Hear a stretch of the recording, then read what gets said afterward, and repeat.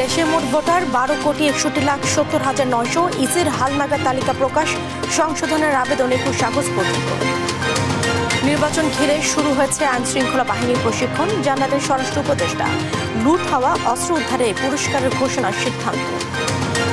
তুহিন হত্যার প্রতিবাদে বিক্ষোভ সমাবেশ কর্মসূচি, দোষীদের দৃষ্টান্তমূলক শাস্তির দাবি, সাংবাদিকদের সুরক্ষায় আইন করার তাগিদ।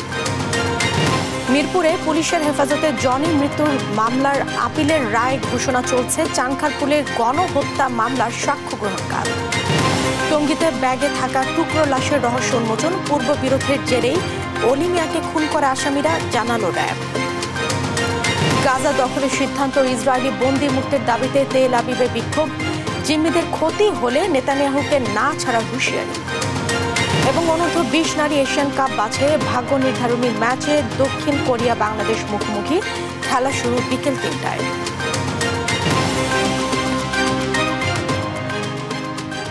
দেখছিলেন শিরোনাম সংবাদ দুপুরের সঙ্গে আছি আমি জেসিকা আবেদিন।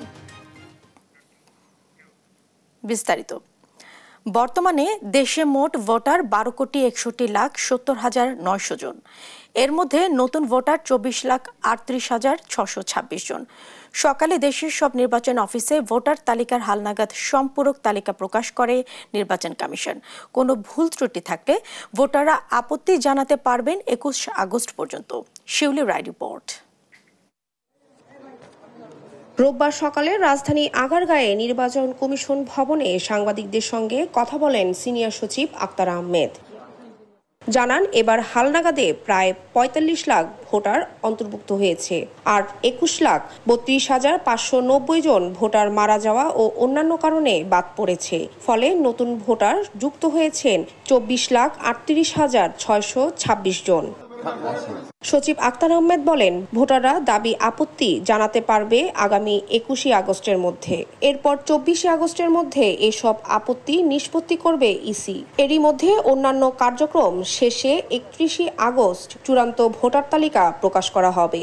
24,38,626 সাথে আমরা যে ভোটার আমাদের অ্যাজ অন টুডে যে ভোটার তালিকা আছে 12,37,32,74 সাথে যদি এই প্রাপ্ত ভোটারের সংখ্যা আমরা যোগ করি, তাহলে আমাদের ভোটারের সংখ্যা যে দাঁড়াবে 12,61,70,900। 31 অক্টোবরের মধ্যে যাদের বয়স 18 বছর পূর্ণ হবে তারাও ত্রয়োদশ জাতীয় সংসদ নির্বাচনে ভোটার তালিকায় অন্তর্ভুক্ত হবে। শিউলি রায়, দেশ টিভি, ঢাকা। দর্শক, নির্বাচন কমিশনে আছেন সহকর্মী শিউলি রায়, আমরা যুক্ত হচ্ছি তার সঙ্গে। শিউলি, ভোটার তালিকা তো প্রকাশ করা হলো, সংসদীয় আসনের সীমানা পুনর্নির্ধারণের প্রেক্ষিতে কেমন আবেদন আসছে ইসিতে, বিস্তারিত জানান।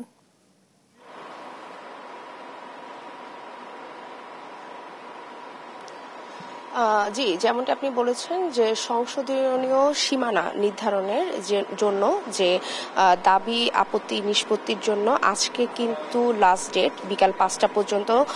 যাদের আসলে সীমানাতে জটিলতা রয়েছে, যেই অঞ্চলগুলোতে ইতিমধ্যে কিন্তু সীমানা নির্ধারণ নিয়ে ইসি আনোয়ার ইসলাম উনি কিন্তু একটি ব্রিফিং করেন এবং উনি ব্রিফিংয়ে কিন্তু বলেছেন যে গাজীপুর এবং বাগেরহাট এই দুটি আসন, একটি কিন্তু কমেছে এবং একটি বেড়েছে। তো সেই প্রেক্ষিতে তারা হচ্ছে গিয়ে সময়সীমা দিয়েছে 15 দিনের জন্য এবং আজকে কিন্তু সীমানা নির্ধারণের যে জটিলতা রয়েছে সেই ব্যাপারগুলো নিয়ে আজকে তারা হচ্ছে গিয়ে আজকে হচ্ছে তাদের লাস্ট ডেট, তারা হচ্ছে জমা দিতে পারবে। তো জমা দেওয়ার পরেই আসলে হচ্ছে গিয়ে ইসি কর্তৃপক্ষরা আসলে বলতে পারবে যে কতটা আবেদন পড়েছে এবং কতটা হচ্ছে কি হয়েছে, সেই ব্যাপারগুলো নিয়ে আসলে আমরা বিকাল 5টার পরে জানতে পারবো। কিন্তু ইতিমধ্যে কিন্তু আপনারা জানেন যে আজকে সকাল 9টার দিকে হচ্ছে সারা দেশে একযোগে নির্বাচন কমিশন থেকে এবং নির্বাচন সারা দেশের জেলা এবং উপজেলা পর্যায়ে কমিশন অফিসে কিন্তু আজকে খসড়া ভোটার তালিকা প্রকাশ করা হয় এবং এই ব্যাপারে কিন্তু বেলা 12টার দিকে কিন্তু ইসি সিনিয়র সচিব আক্তার আহমেদ উনি কিন্তু ব্রিফিং করেন এবং উনি কিন্তু বলেন যে বর্তমানে বর্তমানে আপনার ভোটার সংখ্যা হচ্ছে গিয়ে রয়েছে, বর্তমানে ভোটার সংখ্যা রয়েছে 12,61,70,900 জন এবং মৃত ভোটার কর্তন হয়েছে 21,32,590 জন এবং নতুন ভোটার যারা হচ্ছে গিয়ে অন্তর্ভুক্ত হয়েছেন তারা হচ্ছে অন্তর্ভুক্ত হয়েছে 45,71,216 জন। তো তারা এছাড়াও কিন্তু ইসি সচিব হচ্ছে আক্তার আহমেদ উনি কিন্তু বলেছেন যে এবার কিন্তু 3টি ধাপে ভোটার তালিকা খসড়া প্রকাশ করা হবে। এর মধ্যে প্রথম ধাপ তো আজকে প্রকাশ করা হয়েছে, দ্বিতীয় ধাপ হচ্ছে 31 আগস্ট দ্বিতীয় ধাপ প্রকাশ করা হবে এবং চূড়ান্ত ভোটার তালিকা সেটি কিন্তু 31 অক্টোবরের মধ্যে সেটা প্রকাশ করা হবে। তো আপনি সীমানা নির্ধারণ নিয়ে যেটা জানতে চেয়েছেন, বেশ কিছু আবেদন পড়েছে কিন্তু সীমানা নির্ধারণের যে আবেদন হচ্ছে গিয়ে জটিলতা, সেই আবেদন দাবি আপত্তি নিষ্পত্তি এইসবের জন্য যে আবেদন পড়েছে সেটি আসলে আমরা বিকাল 5টার পরে জানতে পারবো যে কতগুলি আবেদন আসলে পড়েছে অফিসিয়াল ভাবে। তো এই ছিল আমার কাছে সর্বশেষ তথ্য নির্বাচন কমিশন ভবন থেকে। শিউলি, আপনাকে ধন্যবাদ জানাচ্ছি। দর্শক, ভোটার তালিকা প্রকাশের বিষয়ে জানাচ্ছিলেন সহকর্মী শিউলি রায়। ত্রয়োদশ জাতীয় নির্বাচন ঘিরে আইন শৃঙ্খলা বাহিনীর প্রশিক্ষণ শুরু হয়েছে। নির্বাচন সুষ্ঠু করতে যা যা প্রয়োজন সবকিছুই করা হবে বলে জানিয়েছেন স্বরাষ্ট্র উপদেষ্টা জাহাঙ্গীর আলম চৌধুরী। সচিবালয়ে আইন শৃঙ্খলা সংক্রান্ত কোর কমিটির বৈঠকের শেষে এ কথা বলেন তিনি। প্রশ্নের জবাবে জানান, গাজীপুরের সাংবাদিক তুহিন হত্যায় জড়িত সবাইকে আইনের আওতায় আনতে কাজ চলছে। তৌফিক মাহমুদ মুন্না রিপোর্ট, জানাচ্ছেন মাহবুব তামিম। গাজীপুরের সাংবাদিক আসাদুজ্জামান তুহিনকে কুপিয়ে হত্যার ঘটনায় এখন পর্যন্ত 8 জনকে গ্রেপ্তার করেছে আইন শৃঙ্খলা বাহিনী। এই ঘটনায় 2 কারণ সামনে রেখে তদন্ত শুরু করেছে পুলিশ, যার একটি গাজীপুরে চিহ্নিত সন্ত্রাসী ও ছিনতাইকারী দলের ভিডিও ধারণ, আরেকটি হচ্ছে পূর্বশত্রুতার বিষয়। পুলিশের দাবি, ইতোমধ্যে ঘটনাস্থলের আশপাশের সিসিটিভির ফুটেজ সংগ্রহ করে হত্যাকারীদের চিহ্নিত করেছে তারা। এই নিয়ে সচিবালয়ে কথা বলেন স্বরাষ্ট্র উপদেষ্টা, বলেন জড়িত সবাইকেই দ্রুত আইনের আওতায় আনা হবে। তাদের আমরা কিন্তু আইনের আওতায় ম্যাক্সিমামই কিন্তু নিয়ে আসা হয়েছে এবং এইগুলিরে যেন শাস্তি ভালোভাবে পায়, এই জন্য যত ধরনের ব্যবস্থা করার আমরা করব। জুলাই আগস্টে লুট হওয়া 700-র বেশি অস্ত্র এখনো উদ্ধার করা যায়নি বলেও জানান স্বরাষ্ট্র উপদেষ্টা। অস্ত্র উদ্ধারে পুরস্কার ঘোষণা পাশাপাশি সুষ্ঠু নির্বাচনের জন্য প্রিজাইডিং অফিসারের সঙ্গে থাকা আনসার সদস্যদের অস্ত্র সরবরাহের পরিকল্পনাও জানান তিনি। আমাদের প্রায় 700-র উপরে অস্ত্র বাইরে রয়ে গেছে অনুমান। আমরা চার্জশিটটা যত দ্রুত দেওয়ার আমরা চেষ্টা করতেছি। আসলে নির্বাচনের জন্য আমাদের কিন্তু ট্রেনিং মোটামুটি শুরু হয়েছে। নির্বাচনের সময় পুলিশকে বডি ক্যামেরা দেওয়ার সিদ্ধান্ত হয়েছে, এজন্য 40,000 বডি ক্যামেরা কিনছে সরকার। ক্যামেরায় ঘটনাস্থল থেকেই অটো সিগন্যাল আসবে বলে জানান স্বরাষ্ট্র উপদেষ্টা। 1, 2, 3। মাহবুব তামিম, দেশ টিভি, ঢাকা। গাজীপুরের সাংবাদিক তুহিন হত্যার প্রতিবাদে দেশের বিভিন্ন স্থানে বিক্ষোভ সমাবেশ অনুষ্ঠিত হয়েছে। সমাবেশে খুনিদের দ্রুত গ্রেফতার করে কঠোর শাস্তির দাবি করেন বক্তারা। সেই সঙ্গে সারা দেশের সাংবাদিকদের সুরক্ষায় সরকারকে কার্যকর পদক্ষেপ নেয়ার তাগিদ দেন। সহকর্মীদের পাঠানো তথ্যছবিতে আরো জানাচ্ছেন শামীম হুসাইন। গাজীপুরে সাংবাদিক আসাদুজ্জামান তুহিনকে কুপিয়ে হত্যার প্রতিবাদ ও দোষীদের বিচারের দাবিতে টানা 3য় দিনের মতো সারা দেশে বিক্ষোভ ও মানববন্ধন অনুষ্ঠিত হয়েছে। মাদারীপুরের শিবচরে হওয়া মানববন্ধনে সাংবাদিক আসাদুজ্জামান তুহিনকে কুপিয়ে হত্যার ঘটনায় জড়িত সবাইকে দ্রুত আইনের আওতায় এনে বিচারের মুখোমুখি করার দাবি জানানো হয়। এদিকে ঝিনাইদহে মুখে কালো কাপড় বেঁধে মানববন্ধন ও মৌন মিছিল করেছেন স্থানীয় সাংবাদিকরা। একই ঘটনায় চাঁপাইনবাবগঞ্জের প্রতিবাদ সমাবেশে ইলেকট্রনিক ও প্রিন্ট মিডিয়ার সাংবাদিকরা অংশ নিয়ে দ্রুত বিচার ট্রাইব্যুনাল গঠন করে সন্ত্রাসীদের বিচার কাজ সম্পন্ন করার জোর দাবি জানানো হয়। এছাড়া পটুয়াখালী, লালমনিরহাট, পঞ্চগড় সহ দেশের বিভিন্ন স্থানে হওয়া প্রতিবাদ সমাবেশে সারা দেশে সাংবাদিক হয়রানি, হত্যা, নির্যাতনের বিরুদ্ধে দ্রুত কার্যকর পদক্ষেপ গ্রহণের জন্য সরকারের প্রতি জোর তাগিদ দেওয়া হয়। শামীম হোসেন, নিউজ ডেস্ক, দেশ টিভি। রাজধানীর পল্লবী এলাকায় পুলিশের হেফাজতে ইশতিয়াক হোসেন জনের মৃত্যুর মামলার বিচারিক আদালতের রায়ের বিরুদ্ধে হাইকোর্টে আপিলের রায় ঘোষণা শুরু হয়েছে। রোববার হাইকোর্টের একটি দ্বৈত বেঞ্চ এই রায় ঘোষণা করেছেন। মামলায় ৫ আসামির মধ্যে ৩ জনকে যাবজ্জীবন কারাদণ্ড এবং 2 জনকে 7 বছর কারাদণ্ড দেয়া হয়। এই রায়ের বিরুদ্ধে আপিল করে আসামিরা। 2014 সালের 8 ফেব্রুয়ারি পল্লবীর 11 নম্বর সেকশনের ইরানি ক্যাম্প এলাকায় মোহাম্মদ বিল্লালের গায়ে হলুদের অনুষ্ঠানে পুলিশের একজন সোর্স সুমনের সঙ্গে অশালীন আচরণ ও বাকবিতণ্ডা হয় জনি ও তার ভাই ইমতিয়াজের। এরপর সুমনের ফোনে পুলিশ এসে জনি ও ইমতিয়াজকে জোর করে ধরে নিয়ে থানায় নির্যাতন করে। নির্যাতনে জনির অবস্থা গুরুতর হলে তাকে ঢাকা মেডিকেল কলেজ হাসপাতালে নিয়ে যাওয়া হয়, যেখানে মারা যায় সে।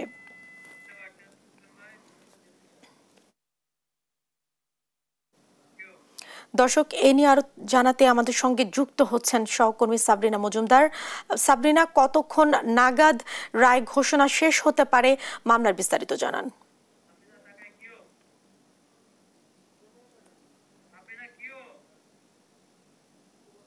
সাবরিনা, আপনি কি আমাকে শুনতে পাচ্ছেন?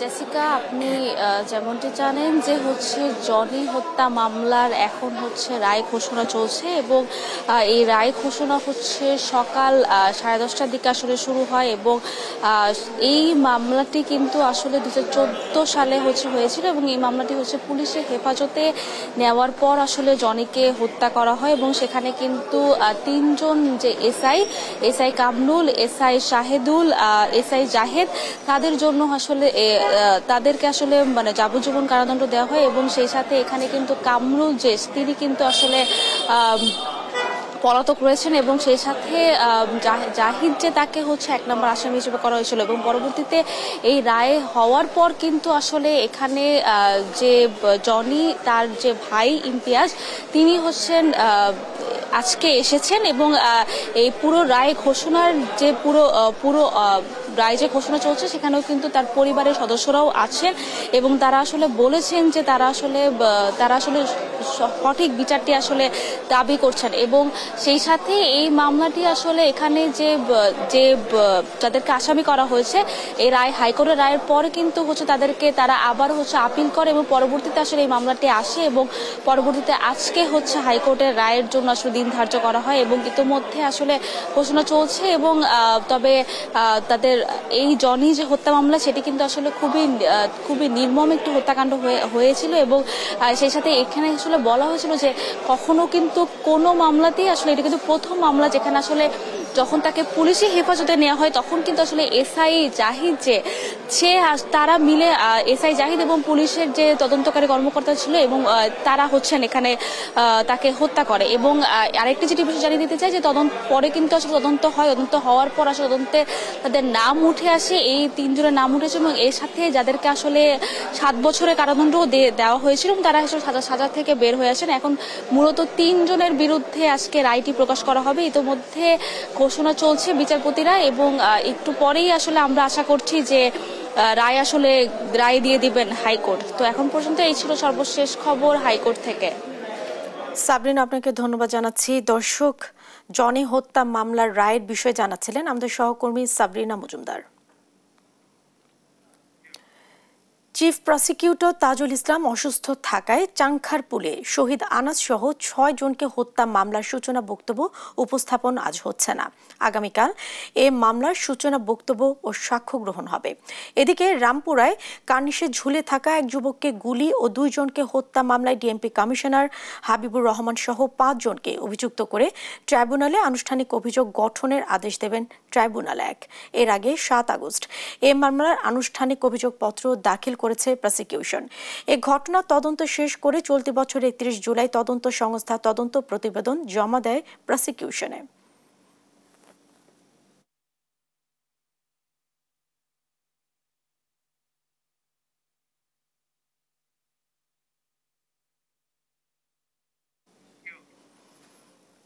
দুইজনকে হত্যা ও কার্নিশে ঝুলে থাকা এক যুবককে গুলির মামলায় আনুষ্ঠানিক অভিযোগ আমলে নিয়েছেন আন্তর্জাতিক অপরাধ ট্রাইব্যুনাল একই সঙ্গে সাবেক ডিএমপি কমিশনার হাবিবুর রহমান সহ মামলার পলাতক 4 আসামির বিরুদ্ধে গ্রেফতারি পরোয়ানা জারি করা হয়।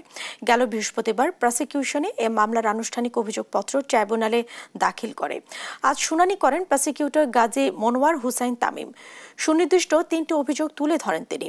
সেখানে বলা হয় 19 জুলাই নাদিম নামে একজনকে গুলি করে হত্যা করে পুলিশ। একই দিন পুলিশের গুলিতে মারা যায় মায়া ইসলাম নামে আরও এক নারী।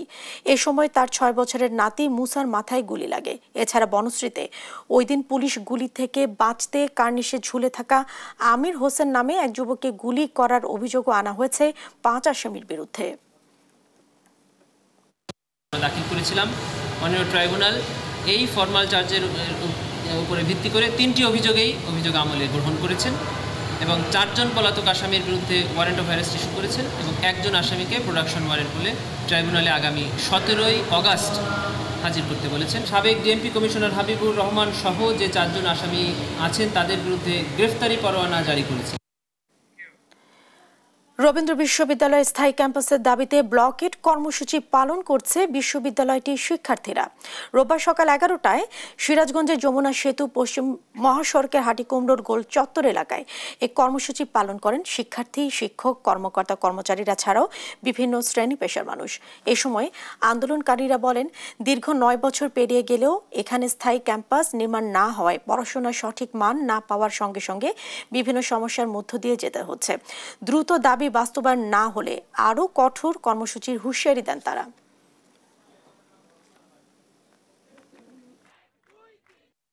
আমাদের বিশ্ববিদ্যালয় 9 বছর হয়ে গেছে, কিন্তু আমাদের এত সুন্দর একটা বিশ্ববিদ্যালয় রবীন্দ্রনাথের নামে সেই বিশ্ববিদ্যালয়ে 9 বছর আমরা স্থায়ী ক্যাম্পাস পাইনি। এতে আমাদের জ্ঞান চর্চার অনেকটা ঘাটতি হচ্ছে। আমরা গ্রুপে স্টাডি করতে চাইলেও আমরা কোথাও একটা বসে গ্রুপে স্টাডি করবো বা আড্ডা দিব, সেই পরিবেশটা আমাদের নেই। এখন একটাই আমাদের দাবি, সেটা হচ্ছে আমাদের স্থায়ী ক্যাম্পাস দিতে হবে। পর্যন্ত এই আমাদের দাবিটা বাস্তবে রূপ নেয়নি। আমরা স্থায়ী ক্যাম্পাসের অভাবে আমরা শ্রেণীকক্ষ থেকে বঞ্চিত হচ্ছি, লাইব্রেরি থেকে বঞ্চিত হচ্ছি এবং একজন স্টুডেন্টের মৌলিক অধিকার থেকে বঞ্চিত হচ্ছি।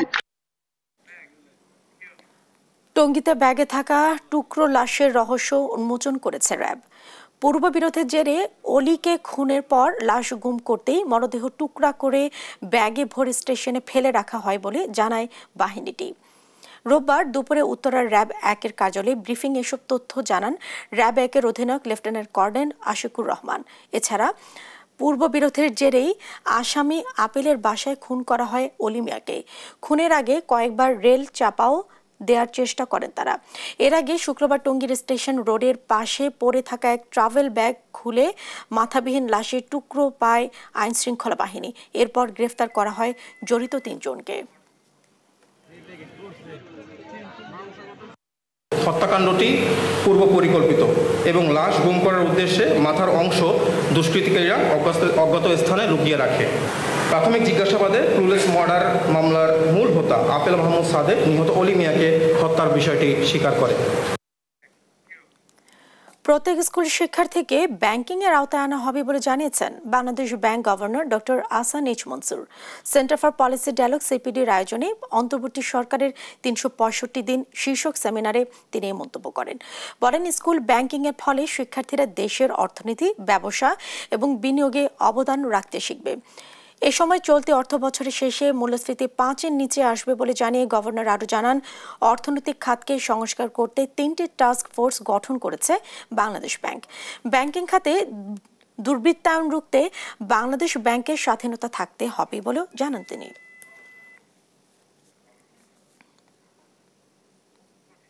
Bangladesh has a track record that we will make every cent payment obligation আমরা ফুলফিল করব। আমরা কোনোদিনও কোনো এরিয়ার্স রাখি নাই, রাখবো না।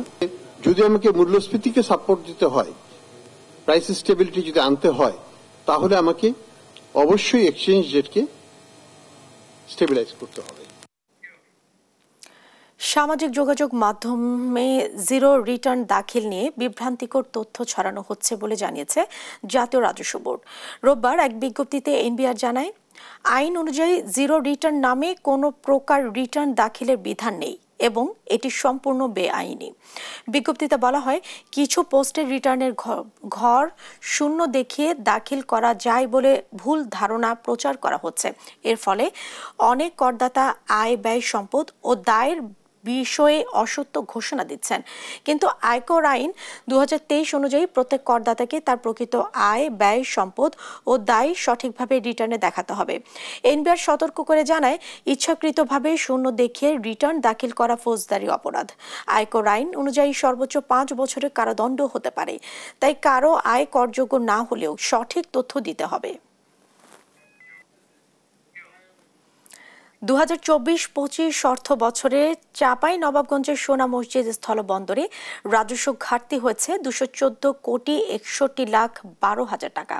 ফল, কৃষিপণ্য, পাথর সহ বিভিন্ন অধিক শুল্কযুক্ত পণ্যের আমদানি কমায় রাজস্ব ঘাটতি হয়েছে বলে দাবি আমদানিকারক ব্যবসায়ী ও বন্দর সংশ্লিষ্টদের। তারেক রহমানের তথ্য ছবিতে আরো জানাচ্ছেন আব্দুল আল মারুফ। 2024-25 অর্থ বছরের শুরু থেকেই আন্দোলন সংগ্রামে অস্থিতিশীল হয়ে পড়ে সারা দেশ। সরকার পতনের পর সম্পর্কের অবনতি হয় বাংলাদেশ ভারতের মধ্যে। এর প্রভাব পড়ে আমদানি রপ্তানি কার্যক্রমেও। গেল অর্থ বছরে চাঁপাইনবাবগঞ্জের সোনা মসজিদ স্থলবন্দরে রাজস্ব ঘাটতি হয়েছে 214,61,00,000 টাকা। আমদানিকারক ও ব্যবসায়ীরা জানান, পুরো অর্থ বছর জুড়েই ছিল অস্থিতিশীল পরিস্থিতি। এমনকি দুই দেশের সম্পর্কের অবনতি, ডলার সংকটে চাহিদা মতো পণ্যের অর্ডার দিতে না পারা, ব্যবসায়ীদের ভিসা না দেয়া ও রাজনৈতিক সংকটে সোনা মসজিদ স্থলবন্দরে গতি কমেছে আমদানি রপ্তানিতে। বর্তমান সময়টাতে বেশি মানে গাড়ি একবারই নাই বললেই চলে, একমাত্র পাথরের পোটে পরিণত হয়েছে। অনেক দিন ধরে ফল বন্ধ, ফল আমদানি করতে হচ্ছে না। নানা রকম জটিলতার কারণে এখানে আমদানিকারক নিরুৎসাহিত হচ্ছে। পট পরিবর্তনের পর থেকে ইন্ডিয়া বাংলাদেশের সম্পর্কটা একটু অবনতি ঘটেছে। তারপরে আনুষঙ্গিক পরিবেশের জন্য হচ্ছে না। আশা করি যে সবারই আন্তরিকতা থাকলে ইন ফিউচার বা খুব শর্ট টার্মে না হলেও আশাবাদী যে আমরা এটা ঠিক হয়ে যাবে।